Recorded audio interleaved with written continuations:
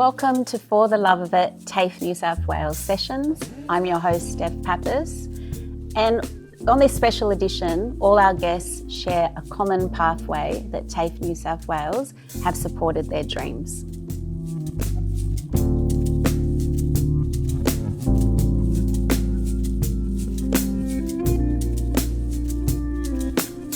We'd like to acknowledge the traditional custodians of this land, the Gadigal people of Eora Nation.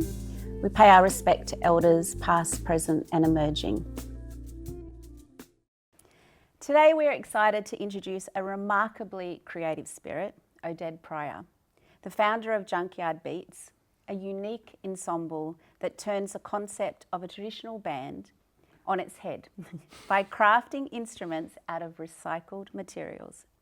In 2015, with nothing but a few buckets and a vision, Oded gathered a diverse group of performers from actors, dancers, and acrobats and musicians to form Junkyard Beats. Based in Sydney and Melbourne, this performance group have since captured the hearts of audiences across Australia. Junkyard Beats is not just a band. It's a high-octane blend of drumming, body percussion, dance, circus, and comedy skits, all packaged into a family-friendly experience. Oded's journey took a pivotal turn when he moved to Australia for love, where he enrolled into the music and business course of Tafe New South Wales, right here on this campus. This educational path not only provided him with a deep understanding of the music industry, but also affirmed his commitment to sustainability and creativity. Today, Oded will share what he loves about his work, from live performances to the community spirit, enduring rehearsals with his crew. So join us to explore the beats and the bits of Junkyard Beats. Please welcome Oded Prior to For the Love of It Tafe sessions. Thanks for having me. Wow, what a beautiful... I think we need an applause from there. Oh. Because it's so exciting to actually get to meet you. Thank you. Yeah, I feel like I know you already. It's interesting. Thanks for that lovely intro. I was like, wow, is that me? Oh, that sounds cool. And there's a point when we feel like that, when we get to be acknowledged for all that we've endured and all that we've experienced. You shared that there's two things that you credit to your success with Junkyard Beats: a readiness to work with whatever's ahead, and the diploma of music business at Tafe New South Wales. Correct. Let's start there, and then we'll go back in your journey. Yep. Can you share what it was like coming to Tafe New South Wales? Teachers, what are some of the best experiences you had, and some of the mentors that you met along the way? Yeah, that's a good question.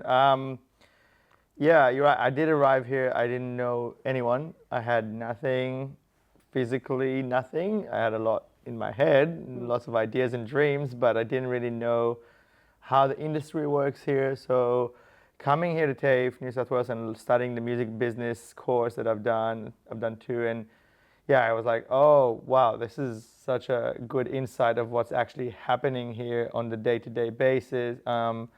And there were quite a few teachers where I was like, wow, I just want to listen to every word you say. There was one in particular that I just looked up to him, and yeah, just basically... Do you remember his name?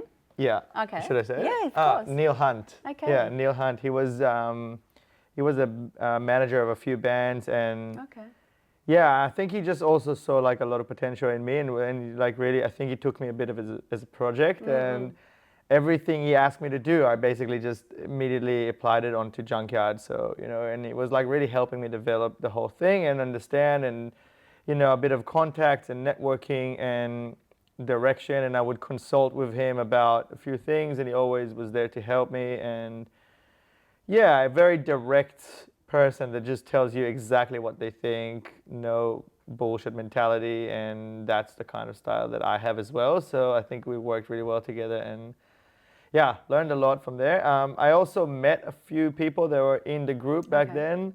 One of them still is. I met him on the first day of Tafe, and he was also... And he's in Junkyard? Yeah, he's my age, he's Brazilian. His name is Teo. Okay. And I was like, dude, I'm starting this group, you should join. He's like, yeah, I'm a percussionist, I'll join. I don't know anyone else, so yeah. He just joined first day, and still here, he's still with me. And Yeah. This was 10 years ago This that was you studied. 9.5. Almost yeah, a decade ago. Yeah. Wow. Yeah. That is a long time. Getting younger, aren't we? Yeah, and back then I was also a street performer because I couldn't really make a living out of the gigs just yet. You know, I was still forming the whole thing. You were busking. I was busking every day. So I would come to the city here, drum before Tafe on the streets, just outside of the central station or Pitt Street or something. Come to Tafe, do the thing, leave here at 3 or 4 p.m., then go again, have another Arvo session, and only then head home. To down No, south? I was living in Sydney back then. I was in the inner west in Marrickville then. And that was my life for like a year, pretty much until I could make a living out of the gigs. I think I was busking every single day. Because let's go back. You came over from Israel with your partner, who you're still with, and have a daughter. Two children now. Okay. Yeah. But when you were living there, your father bought you a drum kit. And that wasn't too young. I mean, my kids are my youngest are 11, so you were 13. I was 13. Yeah, 13. And as a Jewish boy, you got a thing when you're 13. It's called bar mitzvah. Yes. So it's like you're coming to manhood or teenage or whatever. Yeah, and they bought me a drum kit for your bar mitzvah. Yeah. Okay. I wanted it, but I never really wanted it. You know, I was like, oh, that would be cool to have a drum kit, but I never, expressed like that I really want to be a drummer. So suddenly I had a drum kit at home, and I was like trying to understand how to approach this thing. And suddenly there was a teacher there telling me what to do, and I did not gel too well back then with teachers in general. Like a teacher to me was this concept of like, I don't want to do what you tell me to do in school. And had you played music before this experience Never. with the drum? Okay. Never. Oh, I mean, maybe I had actually some piano lessons when I was really young, I think. But as they do, like classical piano. But never really got into that too much. So basically, after a while, I kind of like didn't want to continue with the teacher, and I've been left with these sticks in the drum kit, and I didn't really know, there was no YouTube then. You couldn't just go and watch some stuff. So I just started making my own style, and I was like, I actually really enjoyed drumming on the sides of the drum, maybe taking the drum off the drum kit, putting it on the floor, hitting it here, jumping to the cymbals up high, suddenly maybe sitting on the drum, drumming on the chair instead of sitting on the chair and drumming on the drum. So you were outside of the box. I think I was like, how do I make this my thing? Because there was a few other drummers in the suburb I was living in, and I realized that they were way better than I am. So I was like, how can I find my thing here? Like, how can I be good but not compete with them on this drum kit, you know? But I had to find my own strength, niche, whatever it is. And it started, that's when it started to form. And then, like I remember very clearly that day that all my drums were just in a line on the floor. And I was just running around and drumming back and forth with them because I didn't want to sit. I didn't want to sit and drum and be in the back. I was like, no, I want to be in the front. I want to be up. I want to be jumping. Did your parents call you hyperactive? Yeah. Oh, no diagnosis? Yeah. No. Oh, yeah? Yeah, diagnosed, all of it. ADHD, hyperactive. So where was I? Yeah, running around drumming, and my dad was like, look, if this is how you want to drum, let me help you. And that's when together we built like this kind of like this arch. You know, and I was like just drumming like that. I had to jump to the cymbal and stuff like that, and that was really cool. And that kind of made me realize, hey, I can still be a drummer, but not be a drum kit player. But I'm still a drummer, and I think that was like the beginning of that journey for me. Of like, I am a drummer, but I'm not a drum kit player, and I still struggle with that. People ask me, so what are you, a drummer? Because I'm like. Yeah, it's a bit hard to pinpoint, but I'm definitely a drummer. I'm just not a drum kit player that sits behind a drum kit and plays songs. And it's so interesting because you've mentioned the mentor at Tafe Nsw in the business course, but then also your father not telling you, you know, be quiet, stop doing what you're doing, play this way, you know, actually nurturing that part of you. And I really find interviewing different creatives that it's those key moments that allow you to stay in your lane and not feel like 100%. There's something wrong with you, you know?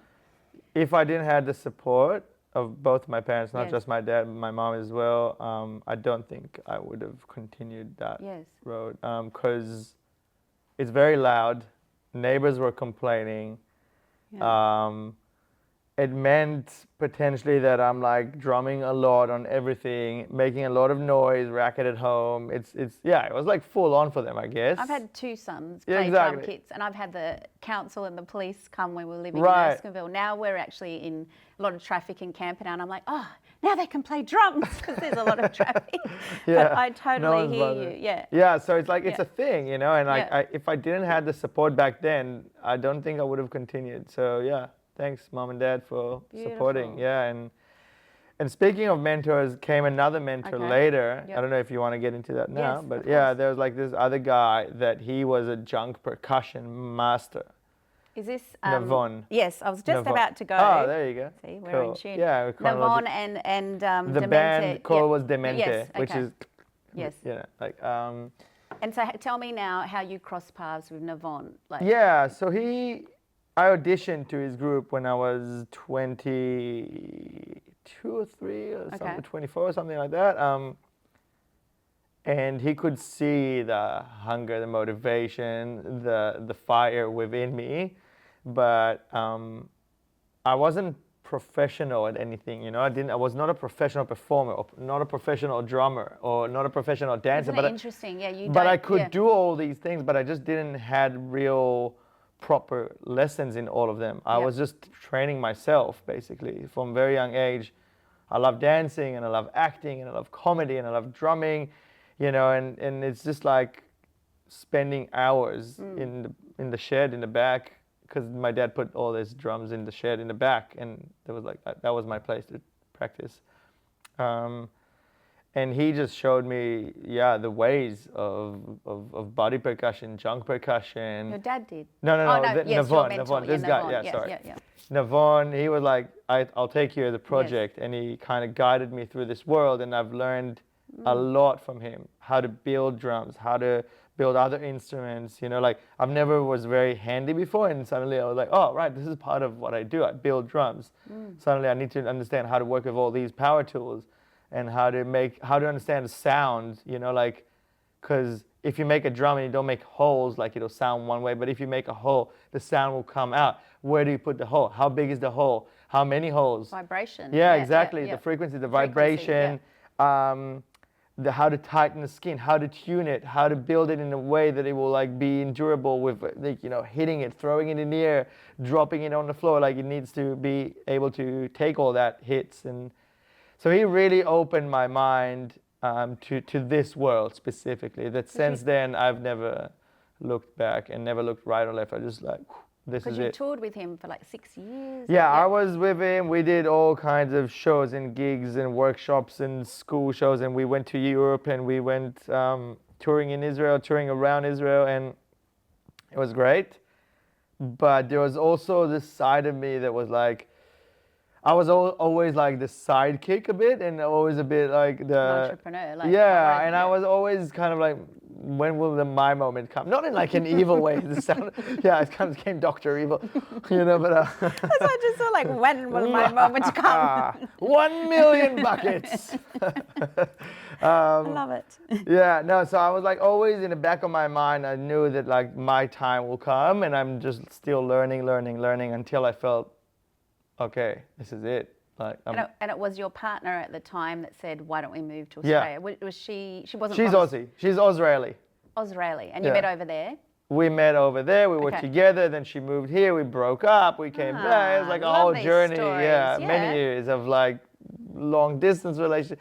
Eventually, she moved to Israel, and then after a while, she's like, "We're moving to Australia. This is it. I put my foot down." She took control. Yeah. She was like, "It's happening. We're going." I'm like, and it was hard, man. You know, and I've built it up over like 8 years of gigging non-stop in Israel. And in Europe, even I had some contacts in schools and this and that, to the point where I'm like, I'm fully Start booked. my own business. Yeah, I'm fully booked. As an artist, this is what you Huge. want. Like, Yeah. I know that I'm getting paid for the next 6 months. You know, like I have my schedule, my calendar is full. I'm like, I can't leave this now. Are you crazy? Like, what am I going to do? I don't know anyone in Australia. What a trust. It was a lot. That It must was a be lot. a big love. A lot of love. But I'm also like, I had that in the back of my mind. We've always kind of talked about the potential of me moving here. And she was always like, come to Australia, selling it to me like slowly, you know. Eventually it happened. And you brought a pet as well. We brought our dog. I love that. It was a big mission. You still have your dog? Or? He died. Okay. We had another dog. He died Oh no. 4 months ago, the other dog. He was my dog for the last 6 years. I don't know, I guess, yeah, they're not really long-lasting dogs. It's not, you know, yeah, it's a journey. He just died on Christmas Eve out of the blue. He was like, I was just playing with him, all good. He just had his dinner, chilled, went on an evening walk around the block, not even like a big walk or something, just like around the block, boom, collapsed, died. Out of nowhere. So yeah, it was pretty shocking. It's a lot for the kids. And yeah, Guy, I was really shocked because she was like so close to him since she was born. They were like, yeah. We have that with our family. Yeah, the kids most affected. Yeah. What was your dog's name? So we can just give Django. Django. I got a beautiful name. Unchained. With a D? Yeah. Yeah, I love that. When you came to Australia, one of the first things that you noticed was there was no other percussion groups. Junk percussion. Junk percussion, because there's soul drummer and there's so African drumming or Brazilian drumming of course, or taiko drumming. Yes. So it's only cultural Which I know all of them through the community. Exactly, yeah, and we all know them, and they're all like cool. But I was like, where are the junk percussion? Because in Israel, this style is huge. There's like endless amount of groups and people, and you do body percussion. I was like, oh yeah, I've seen that. Like here you do, and people go, wow, how did you?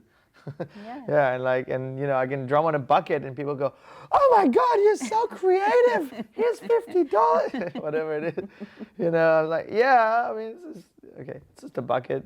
But here is huge, apparently, like this cultural drumming, which we don't have that much of it there. But we are very strong in the junk percussion world, and I came here with this thing, and I was like, whoa, there's no competitors. And until today, there's not real... Yeah. Every year I go, definitely next year we'll have like another junk percussion group that's like fully competing. At the festivals and... but there's not, is there? No. There's none. Yeah.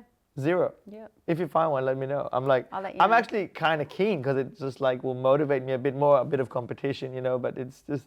But then you discovered council pickups.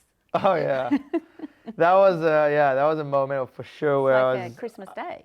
Yeah, it's like Christmas came early and it never stops then. Actually, that's so. Council cleanups. Yes. Walking around the street, realizing people throw this up. People are just putting all these good treasures outside. So this doesn't happen in Israel. Never. Oh. Ever. So I was like, whoa, and I'm just starting to see all these cool things, and I'm like standing next to it, and I'm like, wow, that would be cool. Yeah, and this is cool. And then next day I came, and it was still there, and I was confused. Why is this still? Is this free? How does this work? Is this a garage sale? What's going on here?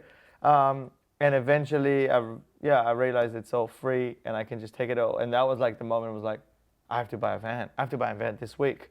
Oh my God, it's happening now. I got to do it. And you're on the streets at night, but this is how it was. I literally went. My partner's parents live in Kiama. Okay. So before I moved to Sydney properly, and found a place, we were just in Kiama, and I was studying in Tafe. So I was taking the train still, and I didn't have a car yet. It was I'm talking about the first month. I've just moved to this country. Overseas. It's really daunting. Yeah. So I'm like, I don't have anything yet properly. You know, my life is not organized yet. And I just bought a van, and then I drove from Kiama to Sydney 3 times a week, and I've stopped in a million places along the way. And I would fill up a van every time I would go to Sydney, and I would come back and bring it back and do the same thing. Eventually, I was like, all right, I don't think my parents-in-law are going to like this if I keep bringing junk to their house. So we found a place as well, and I've just... In the inner west. Inner west, in Merrickville area, Arrowwood, Merrickville. And that's when I went crazy with the council cleanups, and I've realized I don't need to spend $1 on this. This is crazy. Maybe some tools, maybe some materials like cable ties and stuff like that I needed, or some drills and stuff. But yeah, once you start finding them, that's it, and I made all these cool instruments, cool drum sets that are combined of all these weird objects. I took them to Newtown back then. I was busking in Newtown a lot, outside of the station. just like exploring, you know, and experimenting with all these sounds and objects, and eventually got a lot of attraction with the street shows and realized, okay, let's start bringing the people in. Yeah, because actually that takes me to, you say, a massive passion of mine is reusing, recycling in the most creative ways. And for me, that comes out through music outlets. Yeah. And then you went on to gather, you know, we said you met one of them through Tafe Nsw through the business course, Yeah. but then you went on to gather not just percussionists, but circus performers. And Yeah. actually I know two of the, as we're saying, that have gone on to be partners with you. Correct. Kobe and Tom. So I want to acknowledge them. Another synchronicity that I didn't know until I started looking into your story. And so you've gone on and to create, like giving these people purpose, giving them something to feel like they're seen, you know. And that's what I love about Junkyard Beats. Yeah, so, it was definitely a place where people come in with different skills and learning the skills from other people in the group. So if I'm a drummer, I need to learn this from the dancers, and I need to learn that from this guy who's an actor, and I need to learn basic, maybe fire spinning from this guy. And I don't know, we all had like different skills and different contributions to make, and that was the collaborative vibe that we had, of just learning from each other. And obviously I'm spearheading the whole thing with like my body percussion and routines and choreography that I'm making, but constantly people like bringing ideas, suggesting how to improve or how to create something new, or all kind of ideas and comical skits. And well, actually, if you get a chance to look up Oded Prior, there's amazing, Junkyard Beats probably better to look up. You can look up Oded as well, but there's amazing footage. And what I love about you all performing together is the energy, and you're all so in sync. We try. It's incredible. Like it's almost like you seamlessly follow each other. It's good that that's how it looks, because I just came out of rehearsal yesterday and we were all like, oh, we gotta get it tighter, So we just did like this one routine for 4 hours, I think. Again, it's like 5-minute routine, but we did it for 4 hours again, until like your hand is exactly in the thing, and your head turns in there, you know, like it's all gotta be exactly. Well, it comes across. And so 4 hours rehearsal, so like that was like one routine though, and we just kind of wanted to like make sure it's tight, because we got a gig tonight. Yeah. You've got a gig tonight while we're doing this talk in Ultimo, and that's in Sydney? That's in Sydney and Alexandria, Amazing. So this one is a corporate event. We're doing just like a 10-minute opener. We're doing fire drumming and angle grinders and some other stuff. And because that's what coming over to Australia, not knowing anyone, in this relationship, finding your ground, like your footpath, your stomping ground, literally, and then coming through a business course here with incredible mentors that you've mentioned. You've turned it into a thriving business to the point where you actually have now Junktopia, have I got the name right? Junklandia down in Melbourne. It's Junkyard Beats in Melbourne, and Junklandia is one of the shows that they offer. But I know what it's like. It's You've suddenly expanded. there's You're branches. You're a business, and you've got branches coming out. I'm still getting used to that myself, and we also have like 2 booking coordinators now, so everything goes through them. Okay. So I'm learning how to delegate and step back, because I want to become just a creative director. You're also a father. I'm a father. I'm a busy person, but I'm just like, I want to become the creative director. I want to direct. I want to create. And slowly take a step back from the front, being the front man, and kind of marketing, booking, all of it. So I got a booking coordinator and admin person now that they kind of taken that from me away now. I still have to do a bit, but it's a huge change. But it's also a huge change here, because I'm learning to delegate, to trust. I'm also a bit of a control freak, so and it's my baby. And so I'm pretty like, I have my way that I want things to be done. And especially when you're the face of the brand. I've had this in my personal experience with a clothing label. When you're the face of the brand, and then you let go of an agent or booking person as a representative for the face of your brand, you've got to be really clear on how you want to be communicated and how you want to come across to your clients. So Yeah. you keep that rapport. For sure. And just kind of like learning to trust, I think, people to do the job they want to do in the best way, you know, just instead of me micromanaging every step of the way. It's also a big change for me because I'm not used to that, I guess. I'm kind of always been a lone wolf in that sense, you know, just like I got my vision, I got my thing, I'm going to do it that way. Now I have to run it by the team, actually. It's not every decision I can just decide and go ahead with it. I have a business coach now who's like keeping me on track, and because like I get a life scattered. Coach or? Yeah, it's like is a business, mainly business coach, but there's a lot of personal stuff also in there as well, because business and personal are very well. I was going to ask, you say you get scattered, ADHD, and you know these can be quite challenging when you're a business owner. What are some of the tools that you're implementing to support you? I mean, we just ran through a very simple exercise to ground us before the interview, but are you connecting to nature, or what are some tools that you do to help you to balance everything? Yeah. Some of them I can say here, some of them probably better not say. But I would say I've now decided that I work between 9 and 5 and not a minute later than that and not a minute earlier than that. And at 5 p.m. I leave everything and I go to hang out with my family. So that's a new thing for me that I'm trying to stick, because I can easily go all the way to 8 p.m. 8 to 8. Yes. That was like, for years I've been doing 8 to 8 p.m. work. It's like time management and setting your parameters. Time management, priorities, writing a weekly plan is a game changer, and also a task list with deadlines.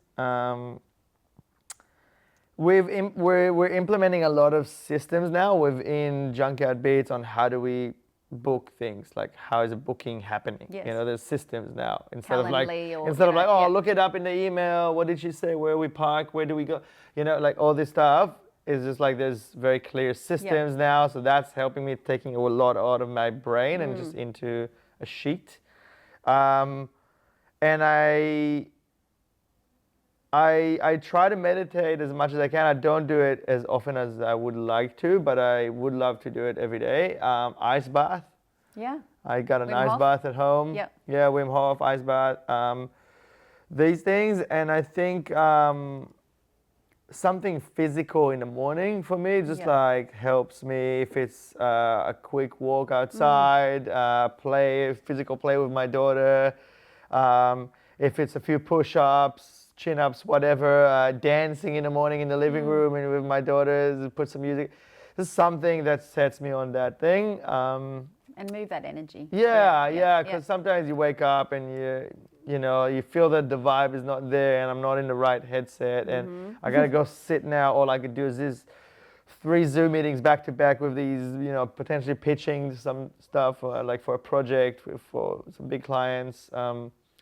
Or going to a room with a bunch of performers and lots of personalities, and I just got to be in my center, in my cool, and I just kind of, and she's late again, and he didn't come prepared, and there's it, and then I was like, it's all good. It's just bucket drumming. It's fine. Everything's gonna be fine. I just like remember that, and I think also working with Tom and Kobe now as business partners as really. They're so grown up now. I know, and they're like, it's weird because to put some perspective, they were Sydney boys. Yeah. And they used to volunteer in my community centre. When was that? It's not like going back 6 years ago now. Yeah, right. Yeah. Cool. So that's pretty much when I met them. Yeah, probably because they were like, we have nothing to do now. Yeah, I met both of them while I was busking. Yeah, it was always. That's interesting. Yeah. But I think both of them also like gave me a lot of perspective on how can you work not super stressed. They're very calm. Because my go-to is stress. Yes. And like, let's get stuff done, and like, So they've chilled you out. Yeah, and I'm like, I'm learning a lot from these two on how to deal with all of it, because there's a lot there. People think we just, you guys just rock up and just do some beats, and there's a whole world that goes behind the scenes that. Oh, for sure, it's a business. Every day, you know, it's a lot. So you're doing a lot in schools. You're educating. You're yeah, a mentor. Yeah. Yeah, and just kind of like learning how to become a business person, because I'm just like, you know, I'm like, okay, I have to do this, I guess. So I'm learning this, but it's not my go-to, like to go and sit down on a computer the whole day. You know, that's hard for me. That's really hard. It's one of the things, like when we do what we love for the love of it,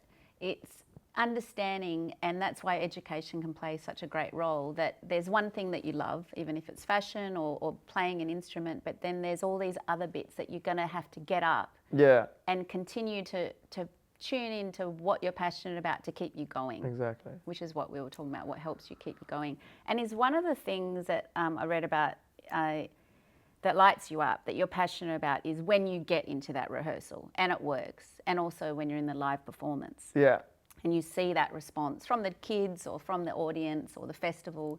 Take us to one of the most incredible highlights when you just like, you know, I can see you on stage and you're just like, oh, everything just makes sense in this moment. Yeah. In Australia, you know. Oh, I mean, just in general, I feel like being on stage to me is one of the most comfortable places I can ever be in. Yeah, I don't know what was the question, but I feel like I know what you wanted. What is the highlight event, like one that you remember that was just most memorable? You're like, you know, when you're on the stage, you just go, oh, this all makes sense to me. The crew's in sync and the audience gets it. Yeah, I'm trying to think of one moment. There's probably many. Lots. Yeah, I'm trying to think. I don't know what is the one moment. I think it was like part of the book. We have a show called the Box Show. And it was on tour, and we went to Western Australia tour in Albany. And that was my birthday in July 29th last year. And it was such a beautiful theater. It was like on the water, beautiful, like I think 500-600 seats. It was sold out. And I don't know, we've never been to that before. I was like, how did we sell out this show? I don't understand. It's like, what a beautiful birthday gift. Thank you. And I think that was like my best show I've ever done. Like personally, I just felt like you said, it's been after 2 years of like heavy touring, so we know the show really well. So it got to the point where I can have these out-of-body experiences while like I'm doing this really complex rhythm and choreography and jumping in this. I'm like leaving my body. I know it sounds a bit weird, but I just go and sit in the audience and I can watch the whole show. Yes. I can watch the whole show. I was at that point of comfortable. I'm so comfortable with the stuff that I'm doing. Yeah. It comes organically. Exactly. Yep. It's like it's happening. I don't know who's driving, but I'm not driving, you know, and I'm just like, I left the car. And yeah, it was like one of these moments of like having this pure gratitude, looking at the audience lit up, like lit up inside, not lit up from the outside, but no, but lit up. Lit up, exactly. And then looking around at my crew and just kind of like I remember that, there was, I think it was in the middle of one of those cajon routines where we do, we hit the cajon with our feet and we do this complex body percussion rhythm as well. And it's just like, and it's like fast and pumping, and you can see the audience eyes are going bigger and bigger. Whoa, how are they doing it? Kind of thing. It's like, and I just fully left my body there, and I had this moment of pure gratitude and just being there and appreciating what I've got to. And I think it was like the birthday obviously had a bit of effect on it, but it was just kind of like, you're doing okay, buddy. You're doing okay. It's okay, you know, give yourself, because those moments are very important. I very rarely tell myself that I'm good or that I'm like, you're doing enough. Or it's always the other way around. It's always like, you're not doing enough. You're not working hard enough. You're not good enough drummer. You're not this. Spending enough time with your children. Exactly. Or your There's partner. always like this imposter syndrome. You're not even a thing. You don't even know how to read a music sheet, and you don't even it's incredible, isn't it? You know, and just my head started playing all these tricks on me, but. Yeah, you know what? Once I go on stage, I'm like, I'm switched on. I'm on. There's no more of these thoughts. I'm just like so there.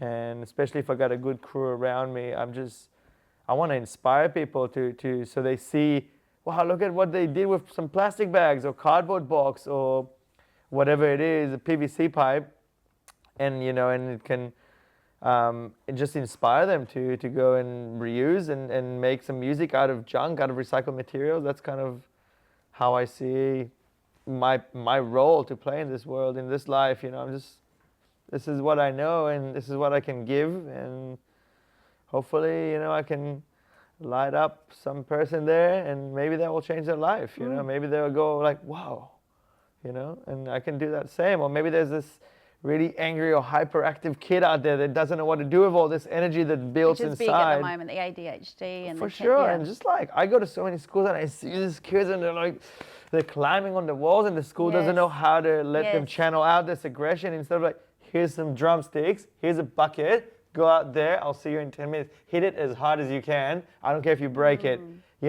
Talk to that kid 10 minutes later, it's a different person. Yeah, that lights me up to know that. Yeah, and like sometimes we build musical installations for schools and we leave it at the school, we set it up, it's a permanent installation. And just the thought of that, I'm like, imagine all these hyperactive kids, not even just hyperactive, like, cause you're making a difference. Yeah, but it's like they can actually go outside and have a chance to play on these instruments that we made them from junk, from recycled material.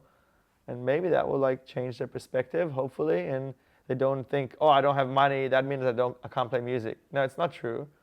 You got your creativity and you got everything around you right now. Look around you right now. How many things, right in your home. In your home, in your backyard, take some branches, leaves, rocks, sand, we can make a great jam. Guarantee you that. You don't have anything, you always have the oldest musical instrument in the world, the human body, and you can make beats out of that, and it's endless. Beatbox. Because that takes me a couple more things I want to ask you. That Tafe, you're talking to your young self that entered Tafe. What advice would you give a young person coming out of school that wants to go and study music or music business, and that is a bit unsure? What's some advice? One piece of advice you would give them? I would say, take it easy, mate. It's all coming. Don't rush. Don't be lazy, but don't rush. Because I tend to rush, and back then, like now I'm aware of it, I think, so I can deal with it better. But then I was rushing into everything and creating stress for me and everyone around me.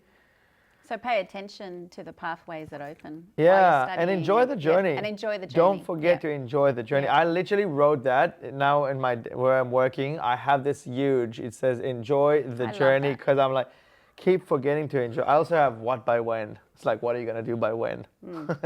So like, don't just like say things. What are you actually going to do by when? Yeah, and give it a deadline. But yeah, I would say take it easy, man. I like that. Enjoy the journey. Enjoy the journey. And we're on For the Love of It Tafe Sessions. Did you bring something you love to share with us? Yeah, I bought a bunch. I didn't know you asked me to bring something, and I was like, the last guest brought me a gift. Yeah. Oh. No pressure. No pressure. I actually brought you a gift. You brought me a gift? I did. Oh, what is that? It's a bag. Oh, thank you, Wooly. Cool. Yeah, this is a plastic bag. I need usually two to make like some cool beats, but I can probably suss it out unless we got one here, but it's all right. I can just probably...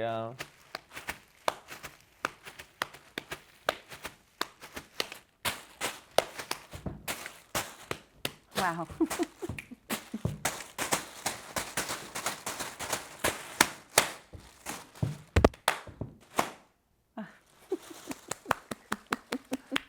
But I got some other stuff. Do you want to see? Yeah, okay, cool. I got a bunch of stuff here that I brought. I wasn't sure what exactly, but I got this water jug, which I use a lot. It's a cool, everyone knows these. They're like the office, thing, and it's just got, you can also hit it, you can see. Yeah. It's got a good ring. You can bounce it like. Oh, wow. You can throw it. We do a lot of cool stuff with it. What else do I have? I have like this, you take a PVC pipe, a bit of a balloon, a garden hose, connect them all together. You get like this. Great school holiday project. Exactly, yeah.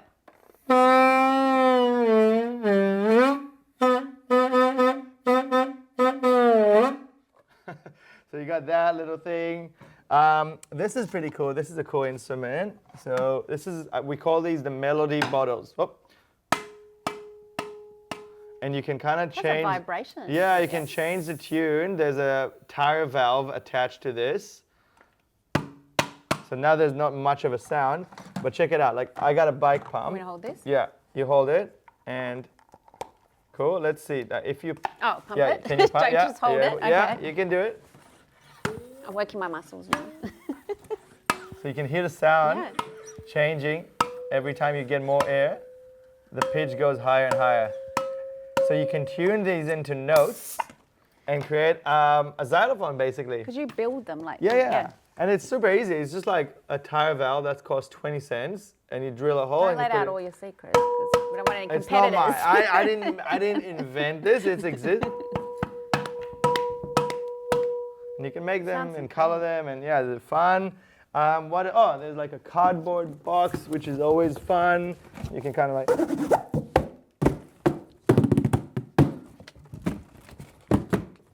And we do a lot of cool stuff. I need to be a bit more movement, but yeah, there's lots of. I'm Lots so of cool inspired stuff. for Yeah. my very active son right now. I think I'm going to go and have a workshop after And you this. said about a gift, so I got you a little something. I got you a Junkyard Beats pair of drumsticks that will hopefully. This is becoming a new thing, Yeah. this temporary show. Yeah. I'm so I love drumsticks. I got you Thank a little brochure thing and some Thank you. 'Cause stickers. you're about to go on a world tour. Oh yeah, you should. Then you can say, "Oh, I knew this guy before they were I knew like, him." you know, in Broadway." Yeah, and there's also this bucket, which is Okay. also obviously always fun.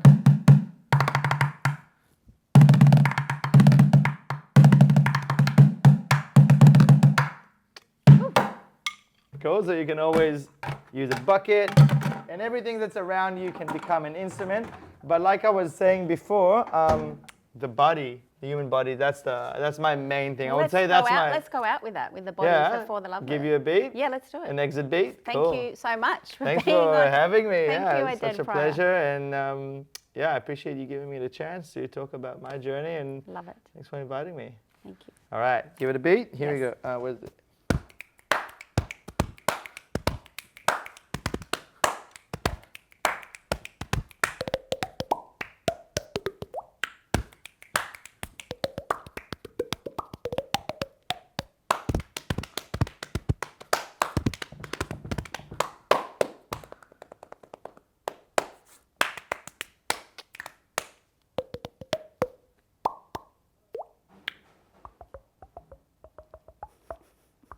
It only works if this is hollow or empty, right? So Calm the hopefully, mind. yeah, I'll calm the mind. Thank you, thank you. Thank you Yeah. so much.